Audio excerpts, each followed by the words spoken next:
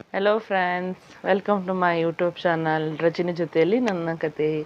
ಹೇಗಿದ್ದೀರಾ friends? I hope ಎಲ್ಲರೂ ಚೆನ್ನಾಗಿದೆ ಅಂತ ಅಂದ್ಕೊಂಡಿದ್ದೀನಿ. ನಾನು ಇವತ್ತು ಬೆಳಗ್ಗೆಯಿಂದನೇ ವ್ಲಾಗ್ ಶುರು ಮಾಡ್ತಾ ಇದ್ದೀನಿ. ಟೈಮ್ ಬಂದು 8:30 ಆಗಿದೆ.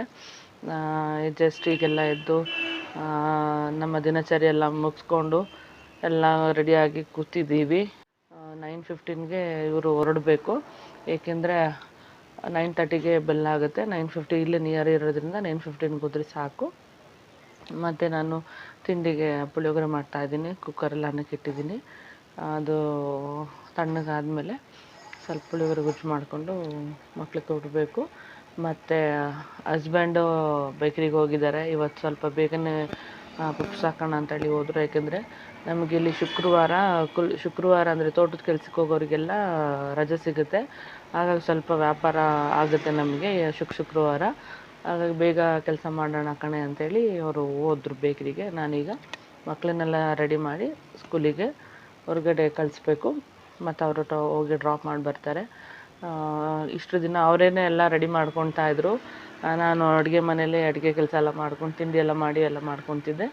ಈಗ ನನಗೆಲ್ಲ ವಯಸ್ಸುಗೊಟ್ಟು ಹೋಗಿದ್ದಾರೆ. ಇವತ್ತು ಶುಕ್ರವಾರ ಅಲ್ವಾ, ಅಡ್ಜಸ್ಟ್ ಮಾಡ್ಕೊಂಡು ಮಾಡುವ ಹಾಗೆ ಅಂತೇಳಿ ನೋಡಬೇಕು. ಒಬ್ಬ ಮಗ ಎದ್ದು ಮುಖ ಎಲ್ಲ ತೊಳೆದು ಕೂತಿದ್ದಾನೆ. ಇನ್ನೊಬ್ಬ ನೋಡಿ ಗೈಸ್, ನೋಡಿ ಎದೋಳು ಅಂದರೆ ಎದೊಳ್ತಾನೆ ಇಲ್ಲ, ಮಲ್ಕೊಂಡಿದ್ದಾನೆ ಹಂಗೆ ನೋಡಿ. ಈಗ ಎಬ್ಸಿ ರೆಡಿ ಮಾಡಿ ಕಳಿಸ್ಬೇಕು. ಮತ್ತು ಮಳೆ ಎಲ್ಲ ಹೇಗಿದೆ? ಕಡಿಮೆ ಆಗಿದೆಯಾ ನಿಮ್ಮ ಕಡೆ ಎಲ್ಲ? ನಮಗೂ ಸಹ ಸ್ವಲ್ಪ ಕಮ್ಮಿ ಆಗಿದೆ. ನೆನ್ನೆ ಒಂದು ಅರ್ಧ ಗಂಟೆ ಬಂತು, ಅಷ್ಟು ಬಿಟ್ಟರೆ ಮಳೆ ನಮಗೆ ಅಷ್ಟು ಬರಲಿಲ್ಲ. ಆ್ಯಂಡ್ 18-19 ಮಳೆ ಇದೆ ಅಂತೇಳಿ ನ್ಯೂಸ್ ಇದೆ. ಗೊತ್ತಿಲ್ಲ ಎಷ್ಟು ಬರುತ್ತೆ ಏನೋ ಅಂತೇಳಿ. ನೋಡಬೇಕು ಮೂಡಿಗೆರೆಗೆ ಏನಾಗುತ್ತೆ ಅಂತೇಳಿ. ಬಟ್ ಬೇರೆ ಕಡೆ ಎಲ್ಲ ಆಗಿರೋ ಅನಾಹುತ ನೋಡಿದ್ರಂತೂ ತುಂಬ ಅಂದರೆ ತುಂಬ ಮನಸ್ಸಿಗೆ ಬೇಜಾರಾಗುತ್ತೆ. ಎಷ್ಟೊಂದು ವೈನಾಡಲ್ಲೆಲ್ಲ ಏನೇನೆಲ್ಲ ಅವಘಡ ಆಗಿದೆ ನೋಡಿದ್ರಲ್ಲ ನೀವು ಟಿ ವಿಲೆಲ್ಲ. ನಾನಂತೂ ತುಂಬ ಶಾಕ್ ಆದೆ. ಈ ಥರ ಎಲ್ಲ ಆಗುತ್ತಲ್ಲ ಅಂತೇಳಿ. ಮಳೆ ಬಂದ್ರೂ ಕಷ್ಟ, ಬರದೇ ಇದ್ರೂ ಕಷ್ಟ. ಏನೆಲ್ಲ ಆಗುತ್ತೆ ನಮ್ಮ ಪ್ರಕೃತಿಯಲ್ಲಿ ಅನಾಹುತಗಳೆಲ್ಲ. ಸುತ್ತಮುತ್ತ ಎಲ್ಲ ಮರ ಕಟ್ಕೊಂಡು ಬರೋದು. ಮಳೆ ಬರೋ ಸೀಸನ್ ಟೈಮಲ್ಲಿ ನಾವು ಶಿಫ್ಟ್ ಆಗಿಬಿಡ್ಬೇಕು. ಅಟ್ಲೀಸ್ಟ್ ಒಂದು ಕಾಮನ್ ಸೆನ್ಸಿಂದ ಗುಡ್ಡ ಪ್ರದೇಶದಲ್ಲಿ ಇರ್ತಾರಲ್ಲ, ಈಗ ಸಮುದ್ರದ ತೀರದಲ್ಲಿ ಇರೋರೆಲ್ಲ ಈಗೆಲ್ಲ ಗೌರ್ಮೆಂಟ್ ಅನೌನ್ಸ್ ಮಾಡುತ್ತೆ, ಸಮುದ್ರ ತೀರದಲ್ಲಿರೋರೆಲ್ಲ ಶಿಫ್ಟ್ ಆಗಿ ನೀವು ಯಾವ ಸೇಫ್ ಪ್ಲೇಸ್ ಇದೆ ಅಲ್ಲಿಗೆ ಹೋಗಿ ಹಾಗೆ ಅಂತೆಲ್ಲ ಹೇಳ್ತಾರೆ. ಬಟ್ ಯಾರೂ ಅಲರ್ಟ್ ಆಗಲ್ಲ. ಬೇಜವಾಬ್ದಾರಿತನ ಮಾಡಿಕೊಂಡು ಈ ಥರ ಎಲ್ಲ ಆಗುತ್ತೆ ಅನಾಹುತಗಳು. ನೋಡಿ, ನಮ್ಮ ಬೇಜವಾಬ್ದಾರಿತನದಿಂದಲೇ ಈ ಥರ ಎಲ್ಲ ಆಗೋದು. ಬಟ್ ನಾವು ಸೇಫಾಗಿ ಸೇಫ್ ಪ್ಲೇಸಲ್ಲಿ ನಾವು ಆದಷ್ಟು ಇರಲಿಕ್ಕೆ ಟ್ರೈ ಮಾಡಬೇಕು. ಯಾಕೆಂದರೆ ಇಂಥ ಟೈಮಲ್ಲಿ, ಯಾಕೆಂದರೆ ಮಳೆ ಎಷ್ಟಾಗುತ್ತೆ ಅಂತ ಯಾರಿಗೂ ಗೊತ್ತಿರಲ್ಲ. ಕೆಲವೊಂದು ಸಲ ಫುಲ್ಲು ಬರಡಾಗುತ್ತೆ, ಕೆಲವೊಂದು ಸಲ ತುಂಬಿ ಉಕ್ಕಿ ಹರಿಯುತ್ತದೆ. ಗೊತ್ತಾಗಲ್ಲ ಮಳೆ ಹೆಂಗೆ ಬರುತ್ತೆ, ಹೆಂಗೆ ನೀರು ತುಂಬುತ್ತೆ ಅಂತೇಳಿ. ನಾವು ಸ್ವಲ್ಪ ಅಲರ್ಟ್ ಆಗಬೇಕು ಅಷ್ಟೇ. ಅದಾಗಲೇ ಮಾತ್ರ ಈ ಥರದ್ದೆಲ್ಲ ಎಸ್ಕೇಪ್ ಆಗೋಕ್ಕೆ ಸಾಧ್ಯ. ಏನೂ ಹೇಳಲಿಕ್ಕೆ ಬರಲ್ಲ ಯಾವಾಗ ಏನಾಗುತ್ತೆ ಅಂತೇಳಿ.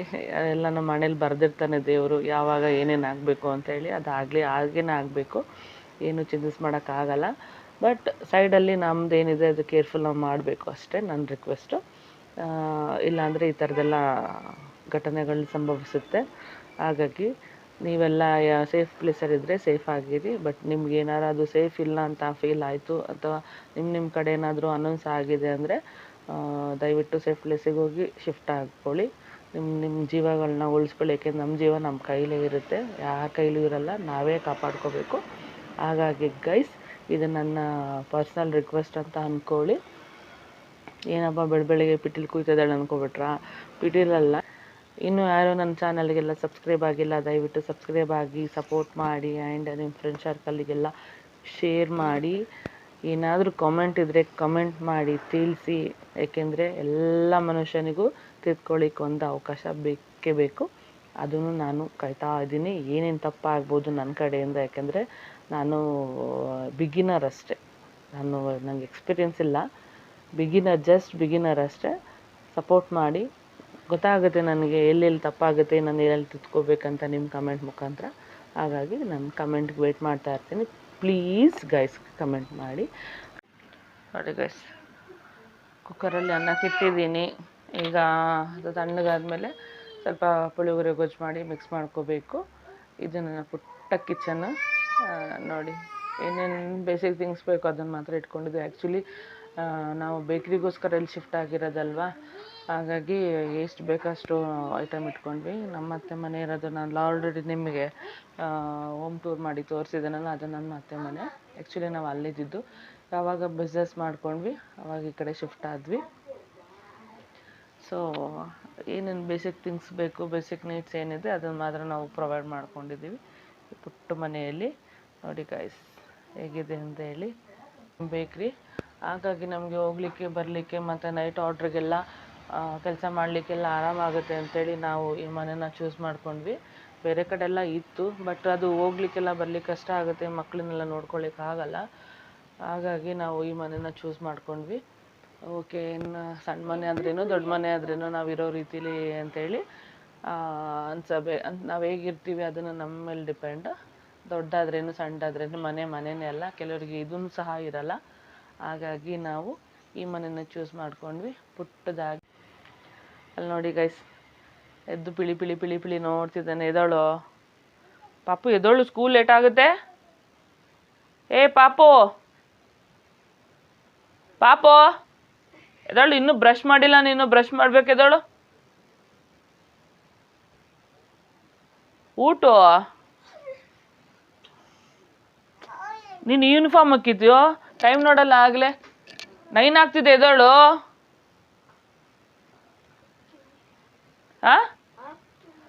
ಯೂನಿಫಾರ್ಮ್ ಹಾಕೊಂಡು ಬುಕ್ಕು ಪೆನ್ಸಿಲ್ ರಬ್ಬರ್ ಏನೇನಿದೆ ಅದೆಲ್ಲ ಬ್ಯಾಗಿಗೆ ಹಾಕೋ. ಆಮೇಲೆ ಹೊರಡೋತ್ತಿಗೆ ಹುಡುಕ್ತೀಯ, ಅದಿಲ್ಲ ಇದಿಲ್ಲ, ಅದಾಕಿಲ್ಲ ಇದಾಕಿಲ್ಲ ಅಂತೇಳಿ. ಎದೋಳು ಕುಳ್ಳಿ, ಏ ಕುಳ್ಳಿ ಎದೋಳು.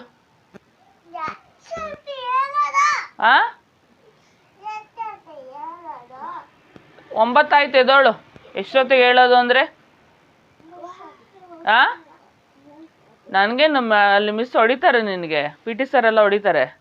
ಹೊರಗಡೆ ನಿಲ್ಲಿಸ್ತಾರೆ ನೋಡು. ಯಾಕೋ ಲೇಟಾಗಿ ಬಂದಿದೆಯಾ ಈತ ಅಂದ್ಬಿಟ್ಟು ನಿಮ್ಮಿಬ್ಬರನ್ನೂ ನಿಲ್ಲಿಸ್ತಾರೆ ನೋಡು. ಎದೋಳಮ್ಮ ಚಿನ್ನೋ. ಏ ಚಿನ್ನು, ಊಟ.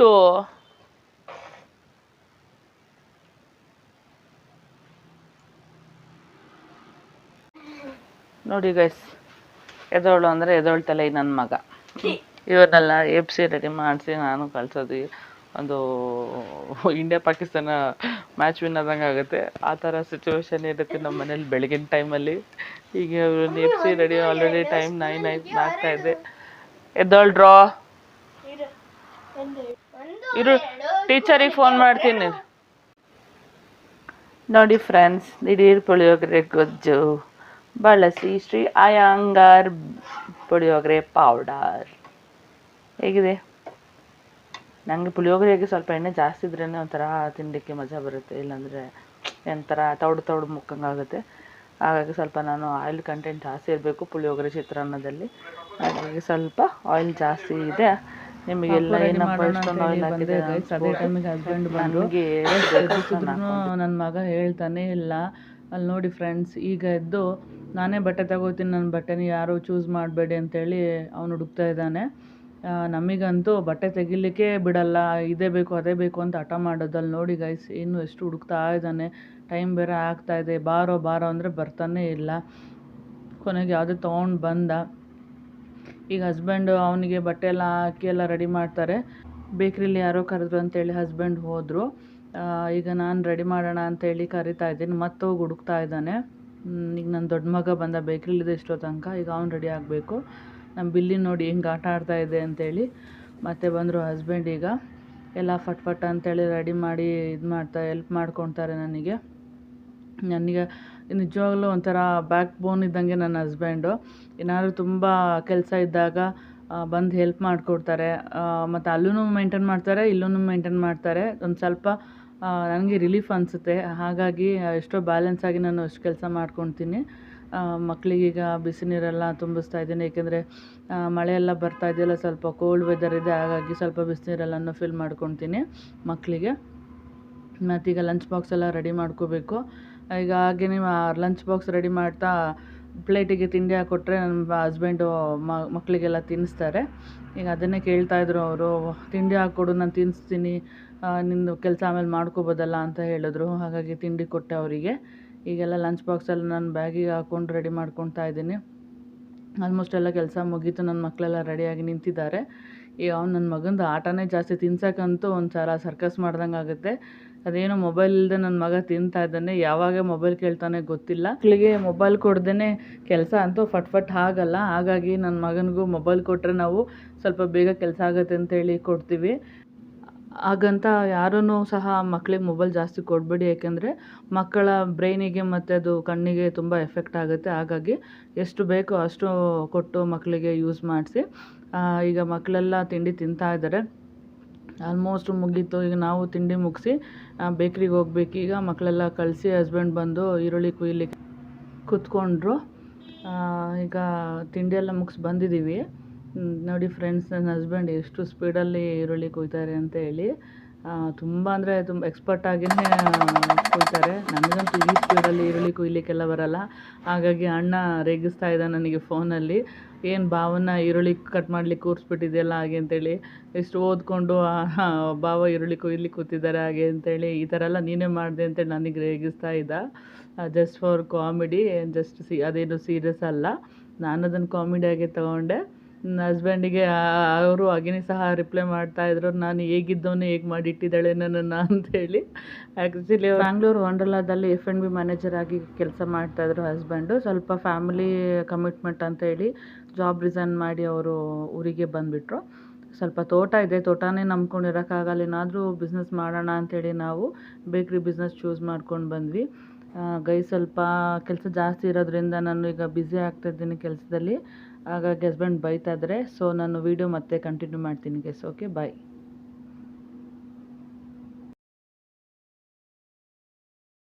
ತುಂಬ ಅಂದರೆ ತುಂಬ ಬ್ಯುಸಿ ಇದ್ದೆ ನಾನು ಇವತ್ತು ಬೇಕ್ರಿಯಲ್ಲಿ. ಹಾಗಾಗಿ ಸ್ವಲ್ಪ ವೀಡಿಯೋ ಮಾಡಲಿಕ್ಕೆ ಆಗಲಿಲ್ಲ ನನಗೆ. ಆ್ಯಂಡ್ ಸಂಜೆ ಆದ ಕೂಡಲೇ ನಮಗೆ ಸ್ವಲ್ಪ ಕಸ್ಟಮರ್ ಜಾಸ್ತಿ ಆಗ್ತಾರೆ. ಇವತ್ತು ನಿಮಗೆ ಆಲ್ರೆಡಿ ಹೇಳಿದ್ನಲ್ಲ, ಫ್ರೈಡೇ ಸ್ವಲ್ಪ ಬ್ಯುಸಿ ಇರ್ತೀವಿ. ಹಾಗಾಗಿ ವೀಡಿಯೋ ಮಾಡಲಿಕ್ಕೆ ಆಗಲಿಲ್ಲ. ಆ್ಯಂಡ್ 5 ಗಂಟೆಗೆ ಟ್ಯೂಷನ್ ಮಕ್ಕಳು ಬರ್ತಾರೆ. ಅವರನ್ನು ಟ್ಯೂಷನ್ ಕಳಿಸ್ಬೇಕು. ಮತ್ತು ನನ್ನ ಮಗನಿಗೆ ಓದಿಸ್ಬೇಕು, ಹೋಮ್ವರ್ಕ್ ಮಾಡಿಸ್ಬೇಕು. ಇದೇ ರೊಟೀನ್ ಆಗೋಗುತ್ತೆ. ಆಮೇಲೆ ನಾನು ಅಡುಗೆ ಮಾಡೋಕ್ಕೆ ಬರ್ತೀನಿ. ಈಗ ಟೈಮ್ ಬಂದು 8 o'clock ಆಗಿದೆ. ಇದ್ರ ಮಧ್ಯದಲ್ಲಿ ನನ್ನ 2 ಮಕ್ಕಳ ಜಗಳ ಹೇಳಿ. ಮತ್ತು ನಾನಿವತ್ತು ನನ್ನ ಹಸ್ಬೆಂಡ್ ಸಂತೆಯಿಂದ 2 ಥರದ್ದು ಮೀನು ತಂದಿದ್ದಾರೆ. ನಂಗೆ ಅದ್ರ ಹೆಸರು ಗೊತ್ತಿಲ್ಲ, ದಯವಿಟ್ಟು ಕೇಳಬೇಡಿ. ಅದ್ರದ್ದು ಈಗ ಒಂದು ಸಾಂಬಾರು ಮಾಡೋಕೆ ಹೇಳಿದ್ದಾರೆ, ಅದು ಫ್ರೈ ಮಾಡೋಕೆ ಹೇಳಿದ್ದಾರೆ. ಎಲ್ಲ ಅಡುಗೆ ಮಾಡ್ತೀನಿ ಅಂತೇಳಿ ನಾನು ನಿಮಗೆ ವಿಡಿಯೋ ಕಂಟಿನ್ಯೂ ಮಾಡಿ ತಿಳಿಸ್ಕೊಡ್ತೀನಿ. ಹಾಕಿಟ್ರೆ ಸ್ವಲ್ಪ ಮೀನಿಗೆ ಉಪ್ಪು ಬೇಗ ತಾಗುತ್ತೆ. ಯಾಕೆಂದರೆ ನಾನು ಸ್ವಲ್ಪ ಲೇಟಾಗಿ ಮಾಡ್ತಾಯಿದ್ದೀನಿ. ಆ್ಯಕ್ಚುಲಿ ಮೀನು ಸಾಂಬಾರೆಲ್ಲ ಮಧ್ಯಾಹ್ನ ಮಾಡಿದರೆ ಒಂಚೂರು ಸಂಜೆ ಒಳಗೆಲ್ಲ ಚೆನ್ನಾಗಿರುತ್ತೆ ಗೈಸ್. ನೋಡಿ, ನಾನೀಗ ಒಂದು ಈರುಳ್ಳಿ ತೊಗೊಂಡು ಕಟ್ ಮಾಡಿ ಇಟ್ಕೊಂಡಿದ್ದೀನಿ. ಒಂದು ಅರ್ಧ ಭಾಗದಷ್ಟು ಕಾಯಿ ತೊಗೊಂಡು ಹಾಕೊತೀನಿ. ಮತ್ತೇನು ಗೊತ್ತಾ ಗೈಸ್, ನಮಗೆ ಬೇಕ್ರಿಲಿ ಕಾಯಿ ತುರಿಯೋ ಮಿಷಿನ್ ಇರೋದ್ರಿಂದ ನಾನು ಎಷ್ಟು ಬೇಕೋ ಅಷ್ಟನ್ನು ತುರಿದು ಇಟ್ಕೊಂಡು ಫ್ರಿಜ್ಜಲ್ಲಿ ಇಟ್ಕೊತೀನಿ. ಹಾಗಾಗಿ ನಾನು ಮನೆಯಲ್ಲೆಲ್ಲ ಕಾಯಿ ತುರಿಲಿಕ್ಕೆಲ್ಲ ಹೋಗಲ್ಲ. ಏಕೆಂದರೆ ಸ್ವಲ್ಪ ಟೈಮ್ ಸೇವ್ ಆಗುತ್ತಲ್ಲ. ಈಗ ಬ್ಯುಸಿ ಶೆಡ್ಯೂಲ್ ಇದ್ದಾಗ ಸ್ವಲ್ಪ ಬೇಗನೆ ಎಲ್ಲ ಕೆಲಸ ಮುಗಿಸ್ಕೋಬೇಕು. ಹಾಗಾಗಿ ನಾನು ಬೇಗ ಆಗೋ ಹಾಗೇ ಕಾಯಿ ತುರಿ ಎಲ್ಲನೂ ನಾನು ತುರ್ಕೊಂಡು ಫ್ರಿಜ್ಜಲ್ಲಿ ಇಟ್ಕೊಂಡ್ಬಿಡ್ತೀನಿ. ಈಗ ನಾನು ಒಂದು ಭಾಗದಷ್ಟು ಕಾಯಿನ ಮಿಕ್ಸಿ ಜಾರ್ಗೆ ಹಾಕ್ಕೊಂಡಿದ್ದೀನಿ. ಎಷ್ಟು ಬೇಕೋ ಅಷ್ಟು ತೊಗೋಬೇಕು. ಯಾಕಂದ್ರೆ ನಿಮಗೆ ಜನ ಎಷ್ಟು ಇರ್ತಾರೆ ಅಷ್ಟು ಅಳತೆ ನಿಮಗೆ ಗೊತ್ತಿರುತ್ತೆ. ಈಗ ನಾನೆಲ್ಲ ಹಾಕ್ಕೊಂಡಿದ್ದೀನಿ ಮಿಕ್ಸಿ ಜಾರಿಗೆ. ಈಗ ಇದಕ್ಕೆ ಹುಣ್ಸೆಹಣ್ಣು ತೊಗೋಬೇಕು. ಆ್ಯಕ್ಚುಲಿ ನಾನು ಹುಣ್ಸೆಹಣ್ಣು ಸಂತೆಯಿಂದ ತಂದು 1 ತಿಂಗಳು ಆಗ್ತಾಯಿತ್ತು. ಯಾವಾಗ ಖಾಲಿ ಆಗುತ್ತೆ ಅನ್ಕೋತಿದ್ದೆ. ಫೈನಲ್ ಇವತ್ತು ಹುಣ್ಸೆಹಣ್ಣು ಖಾಲಿ ಆಗ್ತಾಯಿದೆ. ಮತ್ತೇನು ಗೊತ್ತಾ ಗೈಸ್, ಹುಣ್ಸೆಹಣ್ಣು ನಾವು ಸಂತೆಯಿಂದ ತಂದಾಗ ಸ್ವಲ್ಪ ಕೇರ್ಫುಲ್ಲಾಗಿ ಹಾಕ್ಬೇಕು. ಯಾಕೆಂದರೆ ಹುಣ್ಸೆಹಣ್ಣಲ್ಲಿ ಆ ಬೀಜಗಳೆಲ್ಲ ಅವ್ರು ಕರೆಕ್ಟಾಗಿ ಕ್ಲೀನ್ ಮಾಡಿ ಇಟ್ಟಿರಲ್ಲ. ಹಾಗಾಗಿ ಅದನ್ನು ನೋಡ್ಕೊಂಡು ನಾವು ಹಾಕೋಬೇಕು. ಇಲ್ಲಾಂದರೆ ಅದು ಮಿಕ್ಸಿ ಒಳಗೆ ಹಾಕಿದಾಗ ಒಂಥರ ಕರ ಸೌಂಡ್ ಬರುತ್ತೆ. ಹಾಗಾಗಿ ನಾವು ಸ್ವಲ್ಪ ಯೂಸ್ ಮಾಡಬೇಕು. ಏನು ಗೊತ್ತಾ ಗೈಸ್, ಈಗ ಒಂದೊಂದು ಕಡೆ ಹೋದರೆ ಒಂದೊಂದು ವಿಭಿನ್ನ ರೀತಿಯ ಅಡುಗೆಗಳನ್ನ ನೋಡ್ಬೋದು. ತಿನ್ನೋ ಪದಾರ್ಥ ಒಂದೇ ಆದ್ರೂ ಬಟ್ ಮಾಡೋ ರೀತಿ ಎಲ್ಲ ಕಡೆನೂ ಚೇಂಜಸ್ ಇರುತ್ತೆ. ಈಗ ನೋಡಿ, ಮೈಸೂರು ಕಡೆ ಒಂಥರ ಮೀನು ಸಾಂಬಾರು ಮಾಡ್ತೀವಿ, ಇಲ್ಲಿ ಒಂಥರ ಮೀನು ಸಾಂಬಾರು ಮಾಡ್ತೀವಿ. ಇಲ್ಲಿ ನಾವು ಮೀನು ಸಾಂಬಾರು ಮಾಡೋತ್ತಿಗೆ ಶುಂಠಿ ಮತ್ತು ಮೆಣಸಿಕಾಯಿ ಈರುಳ್ಳಿನ ಕಟ್ ಮಾಡಿಕೊಂಡು ನಾವು ಒಂದು ಪಾತ್ರೆಗೆ ಹಾಕ್ಕೊಳ್ತೀವಿ. ನಂತರ ಮಸಾಲೆ ಎಲ್ಲ ಕಡಿದು ಅದಕ್ಕೆ ಹಾಕಿ ಆಮೇಲೆ ಮಾಮೂಲಿ ಕುದಿ ಬಂದಮೇಲೆ ನಾವು ಮೀನು ಹಾಕೋತೀವಿ. ಕೊನೆಗೂ ಹುಣ್ಸೆಹಣ್ಣು ಕತೆ ಮುಗೀತು ಗೈಸ್. ನೋಡಿ, ಖಾಲಿ ಆಯಿತು ಹುಣ್ಸೆಹಣ್ಣು. ಈಗ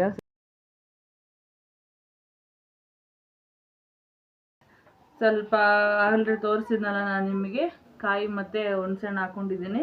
ಮತ್ತು ಇದಕ್ಕೆ ಈಗ ಈರುಳ್ಳಿ ಹಾಕ್ಕೊಳ್ತಾ ಇದ್ದೀನಿ, ಒಂದು ಅರ್ಧ ಭಾಗ ಅಂತ ಹೇಳ್ಬೋದು. ಮೆಣಸಿನ್ಕಾಯಿ ಪೌಡ್ರ್ ಮಾಡಿ ಇಟ್ಕೊಂಡಿದ್ದೀನಿ. ಅದರಲ್ಲಿ ಒಂದು ಚಿಲ್ಲಿ ಪೌಡ್ರ್ 1 ಸ್ಪೂನ್ ತೊಗೊಂಡ್ರೆ ಅದರಲ್ಲಿ 2ರಷ್ಟು ಧನಿಯಾ ಪುಡಿ ತೊಗೋಬೇಕು. ಹಾಗೆ ನಾನು ಅಷ್ಟು ಹಾಕ್ಕೊಂಡೀಗ ರುಬ್ಕೊಳ್ಳೋಕ್ಕೆ ಹೋಗ್ತಾ ಇದ್ದೀನಿ. ಹಾಗೆ ಮಸಾಲೆ ಸ್ವಲ್ಪ ನೈಸಾಗಿ ಇರಬೇಕು, ಯಾಕೆಂದರೆ ಫುಲ್ ತರಿ ಆದರೆ ಅದೊಂಥರ ಗುಜ್ಜು ಟೈಪ್ ಆಗೋಗ್ಬಿಡುತ್ತೆ. ಹಾಗಾಗಿ ನಾನು ಯೂಶ್ವಲಿ ಮಟನ್ ಸಾಂಬಾರಾಗಲಿ, ಚಿಕನ್ ಸಾಂಬಾರಾಗಲಿ ಮತ್ತು ಮೀನು ಸಾಂಬಾರಾಗಲಿ ಸ್ವಲ್ಪ ನೈಸಾಗಿ ರುಬ್ಕೊತೀನಿ. ಈಗ ರುಬ್ಬಿದ ಮಸಾಲೆ ನಾನು ಪಾತ್ರೆಗೆ ಶಿಫ್ಟ್ ಮಾಡ್ಕೊತಾ ಇದ್ದೀನಿ. ಮತ್ತು ನೀರಿಂದು ಕ್ವಾಂಟಿಟಿ ನನಗೆ ಸಾಂಬಾರು ಸ್ವಲ್ಪ ತೆಳುಗಿಂತ ಸ್ವಲ್ಪ ಮೀಡಿಯಮ್ ಇದ್ರೇ ಚೆಂದ.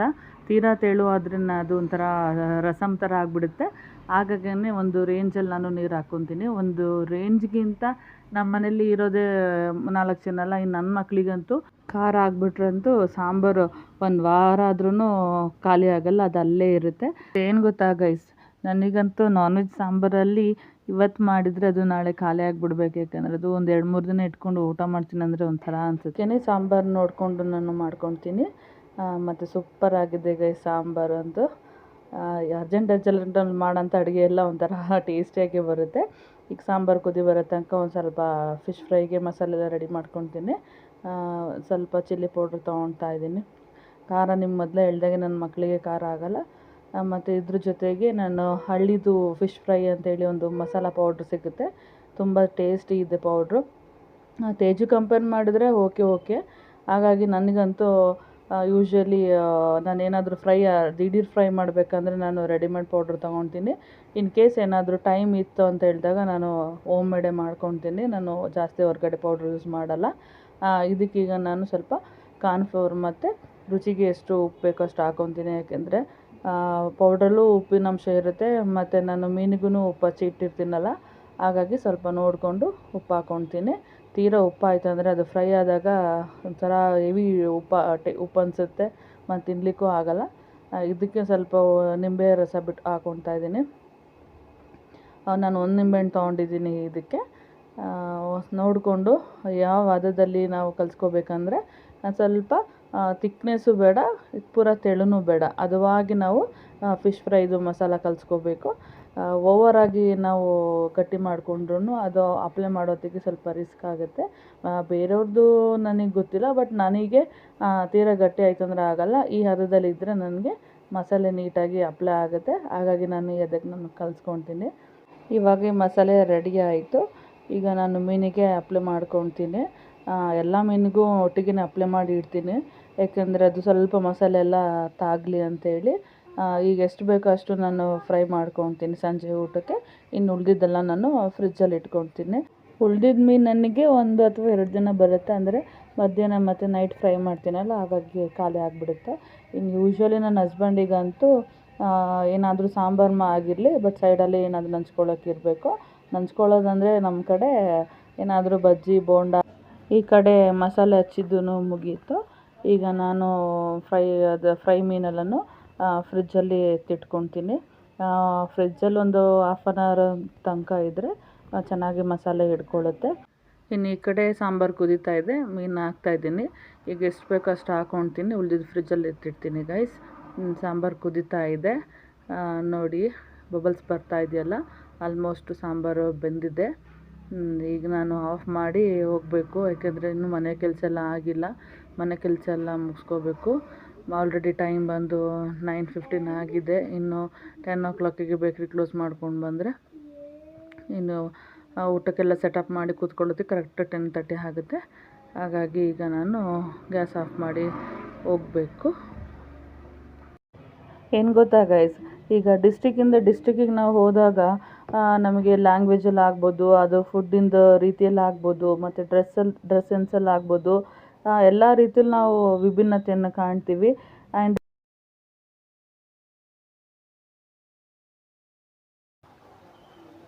ಪಾತ್ರೆ ಸಖತ್ತಿದೆ, ಪಾತ್ರೆ ತೊಳೆದು ಬರ್ತೀನಿ. ಈಗ ಸಾಂಬಾರೆಲ್ಲ ಆಯಿತು, ಅಡುಗೆನೂ ಆಯಿತು, ಈಗೇನು ಕೆಲಸ ಇತ್ತು, ಮುದ್ದೆ ಮತ್ತೆ ಮಾಡ್ಕೊತೀನಿ. ಈಗ ಮಾಡೋಕ್ಕಾಗಲ್ಲ ಮುದ್ದೆ, ಈಗ ಮಾಡಿಟ್ರೂ ಸ್ವಲ್ಪ ತಣ್ಣಗಾಗುತ್ತೆ. ನಾವು ಬೇಕ್ರಿ ಕ್ಲೋಸ್ ಮಾಡಿ ಬರೋದು ಒಂದು 10 o'clock ಆಗುತ್ತೆ. ಹಿಂಗೆ ಬಂದು ಎಲ್ಲ ನಾವು ಕರೆಕ್ಟಾಗಿ ಸೆಟಪ್ ಮಾಡಿ ಊಟ ಕೂತ್ಕೊಳ್ಳೋದು ಕರೆಕ್ಟಾಗಿ 10:30 ಆಗುತ್ತೆ. ಹಾಗಾಗಿ ಇಷ್ಟು ಬೇಗ ಮುದ್ದೆ ಮಾಡಿದ್ರೆ ಫುಲ್ ತಣ್ಣಗಾಗಿ ಹೋಗುತ್ತೆ. ವಿಡಿಯೋ ಕಂಟಿನ್ಯೂ ಮಾಡ್ತೀನಿ, ಇಲ್ಲ ಅಂದರೆ ಬೆಳಿಗ್ಗೆ ವ್ಲಾಗ್ ಕಂಟಿನ್ಯೂ ಮಾಡ್ತೀನಿ. ಓಕೆನಾ? ಬಾಯ್, ಗುಡ್ ನೈಟ್.